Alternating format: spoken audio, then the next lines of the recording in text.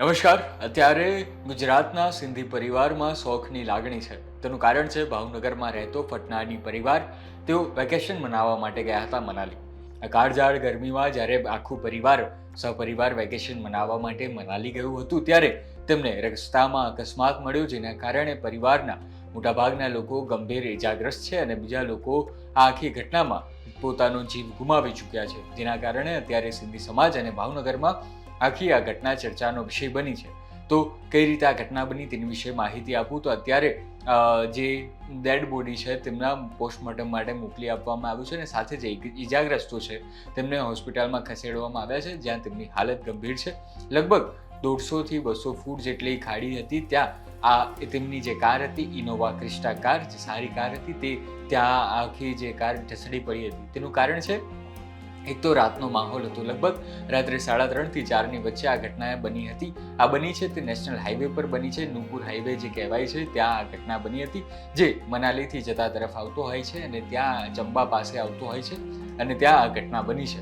અને તેમાં રાત્રે 3:30 થી 4 વાગ્યાની આસપાસ જ્યારે આ પરિવાર જઈ રહ્યો હતો ત્યારે લગભગ લેન્ડસ્લાઇડિંગના કારણે આ ઘટના બની હોય તેવું માનવામાં આવી રહ્યું છે. આ ઘટનામાં જે ડ્રાઈવર હતો તેણે પણ પોતાનો જીવ ગુમાવ્યો છે. હવે જાણી લઈએ આ ઘટનામાં કોણે પોતાનો જીવ ગુમાવ્યો હતો. તે પહેલા આપણે સિંધી સમાજના જે અગ્રણી છે તે આ વિષય પર, આખી ઘટના પર શું કહેવા માંગે છે તે સાંભળી લઈએ. સિંધી સમાજ માટે અને તમામ ભાવનગરીઓ માટે ખૂબ દુઃખદ સમાચાર છે.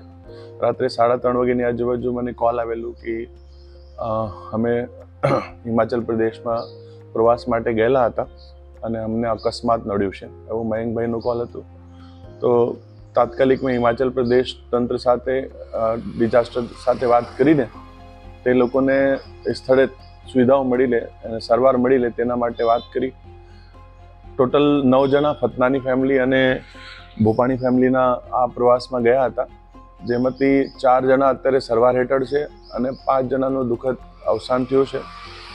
સમાજમાં ખૂબ દુઃખ છે, પણ હિમાચલ પ્રદેશના તમામ તંત્રે અને અત્યારે ગુજરાત પ્રદેશમાં પણ જ્યારે અમે અમારા સ્થાનિક ધારાસભ્ય શ્રી, શહેર અધ્યક્ષ શ્રી અને મંત્રીશ્રીઓને વાત કરી, એટલે મંત્રીશ્રી અને શહેર અધ્યક્ષશ્રી તમામ પ્રદેશના આગેવાનોએ ખૂબ સારી રીતે અહીંયા મદદ કરવાનું આશ્વાસન આપેલું છે અને મદદ કામ ચાલુ પણ થઈ ગયું છે. હાલમાં સારવાર હેઠળ 4 લોકો છે, એમને ચિંતા નથી બહુ, એમની અંદર ખતરાથી બહાર છે બધા. અને 5 જણા જે ગુજર્યા છે એમાં અમારા સમાજના વડીલ અને ખૂબ સમાજ સેવક એવા આપણા લલિતભાઈ ફતનાની અને એમના જવાઈ અને દીકરી, એમના વાઈફનું મૃત્યુ નિપજ્યું છે. અને હાલમાં અત્યારે સમાજના લોકો સ્થળે પહોંચવા માટે નીકળી ચૂક્યા છે. સાંજ સુધી સ્થળે પહોંચી જશું. આગળની વિધિ માટે ત્યાં જે સરકારી પ્રોસેસ છે એ પૂર્ણ કરીને પરત ભાવનગર આવવાનું પ્લાનિંગ છે. તો તમે સાંભળ્યા સિંધી સમાજના જે અગ્રણી હતા તેમને. હવે આપણે જાણી લઈએ કે કોણે આમાં જીવ ગુમાવ્યો છે અને કોણ અત્યારે ગંભીર ઇજાગ્રસ્ત છે.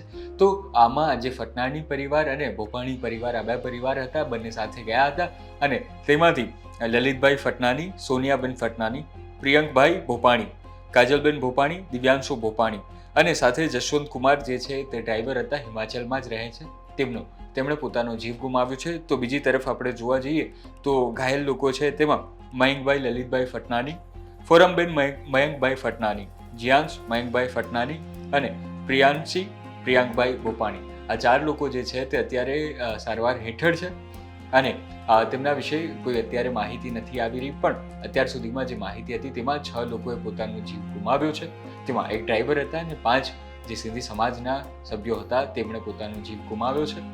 આ હતી આખી માહિતી. નમસ્કાર.